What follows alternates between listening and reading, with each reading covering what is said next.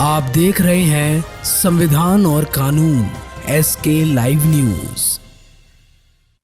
नवादा को फाइलेरिया मुक्त बनाने की दिशा में बड़ा अभियान शुरू होने जा रहा है। जिले में 10 फरवरी 2026 से सर्वजन सामूहिक दवा सेवन कार्यक्रम चलाया जाएगा, जबकि 11 फरवरी को मेगा MDA कैंप लगाया जाएगा।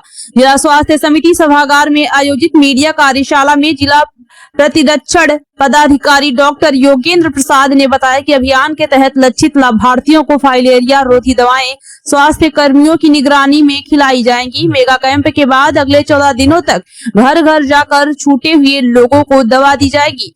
वेक्टर रोग नियंत्रण पदाधिकारी कुमार जय के अनुसार जिले के 6 प्रखंडों में ये अभियान चलाया जाएगा, जिसमें करीब 11,90,000 से अधिक लाभार्थियों को DEC और एल्बेडाजोल दवा दी जाएगी। दवा खाली पेट नहीं खानी है। 2 वर्ष से कम उम्र के बच्चों, गर्भवती महिलाओं और गंभीर रूप से बीमार व्यक्तियों को दवा नहीं दी जाएगी। स्वास्थ्य विभाग ने स्पष्ट किया है कि दवाएं पूरी तरह सुरक्षित हैं और किसी भी असुविधा की स्थिति में प्रत्येक प्रखंड में रैपिड रिस्पांस टीम तैनात रहेगी। विशेषज्ञों के अनुसार नियमित दवा सेवन से फाइलेरिया जैसी गंभीर बीमारी से बचाव संभव है।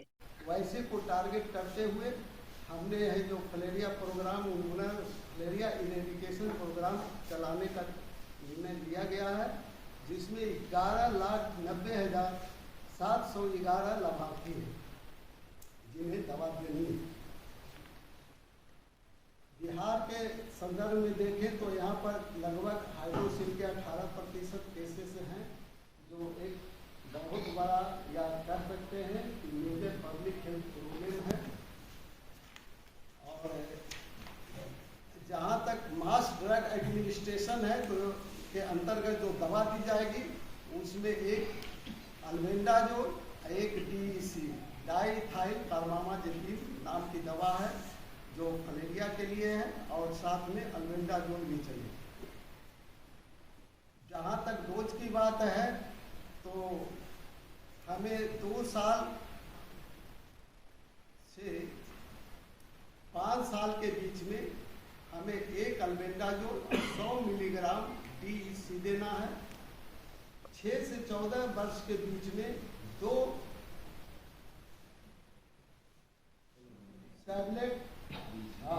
टैबलेट DEC का देना है, और एवं 15 ईयर 3 टैबलेट DEC का देना है। साथ में अल्बेंडाजोल का 2 साल से ऊपर की बच्चे को 1-1 टैबलेट देना है। तो ये हमारा मास ड्रग एडमिनिस्ट्रेशन के तहत डोज है। और अंतिम का 3 दिनों में स्कूलों में बूथ लगेगा, सभी सरकारी स्कूलों में। वहाँ पे स्कूलों में जाकर के वो लोग दवा खिलाएंगे। इस बार इसमें एक और एडिशन है, क्योंकि 10 फरवरी को प्रोग्राम लॉन्च होगा, लेकिन 11 फरवरी को एक मेगा कैंप होगा, जो कि माननीय स्वास्थ्य मंत्री की तरफ से 23 जनवरी को पटना से इसका लॉन्च प्रोग्राम किया गया था। ठीक है ना। तो इसके तहत क्या होगा, 11 फरवरी के दिन में हमारे जो आंगनवाड़ी सेंटर है, जैसे हमारे प्रखंड मान लीजिए काशीचक में लगभग 200 आंगनवाड़ी सेंटर है उदाहरण के तौर पे, तो उसका क्या होगा 100 आंगनवाड़ी सेंटर पे बूथ लगेगा, मतलब 50% में, क्योंकि हमारी एक DA टीम में 2 आशा रहती है, तो दोनों मिलकर एक जगह काम करेगी।